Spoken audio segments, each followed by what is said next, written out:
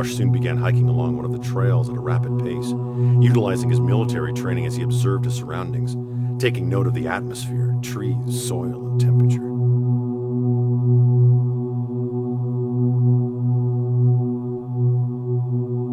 Growing closer to his target area, Josh began to synchronize a handheld signal tracker, taking several atmospheric sample readings with the electronic device. It picked up a faint signal of unknown origin, resonating from somewhere nearby, the wavelength indicating an unnatural source. Unlike the city, Josh had no way to know exactly where it was coming from, and soon decided he had to continue on. Before long, he took notice of a symbol that had been spray painted at eye level on the side of a tree. The satanic symbol was obviously the product of occultists who often assembled in the forest to perform seances.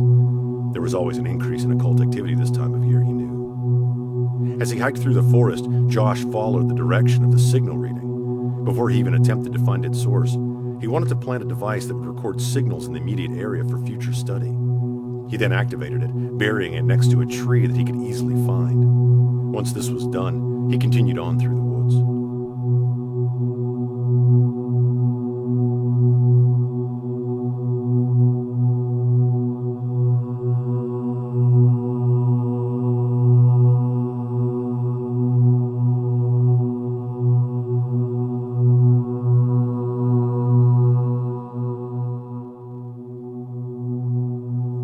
Within minutes, Josh located the place where the young couple had been camping when they were attacked. The campsite of Nicole Dawson and Anthony Markham, Josh prefaced, then sat down on the ground where the tent had been and focused on how the conditions were for Nicole and Tony that night. He remained there for some time, taking in the surroundings.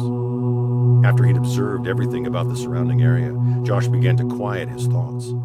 He had learned investigations into the spiritual dimension required him to use less of his natural instincts. Closing his eyes, he concentrated on the elevated realm of the immaterial once more. Patiently waiting, his spiritual sensitivity began to take over. Moments later, a strong, cold wind blew down through the trees surrounding him. Josh knew it was anything but natural and could feel the fallen being wasn't far, aware of his presence just as he was of its. Moving over the trees, waiting. A loud silence. Deafening silence. Powers. Darkness. Black. Invading. Fear. Confusion. Josh felt the strong emotions experienced by the couple as they tried to escape from the object, as well as the malevolence of the entity. Coming closer. Black. Cold. Emptiness.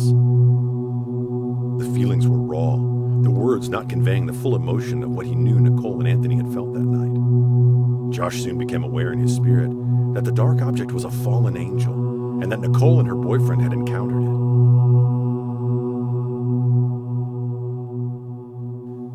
The entity was disguised and close, directly above the trees. Josh continued. Another being was also here, and opposed it. Right after this, the revelatory vision continued.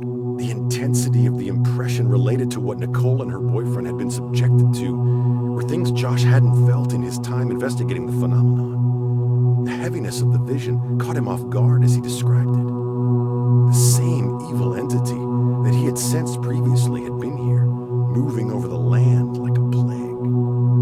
It was ancient and powerful.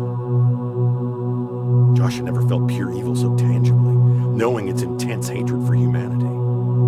The sinister being was still here and wouldn't cease, but would continue to destroy as many as it could.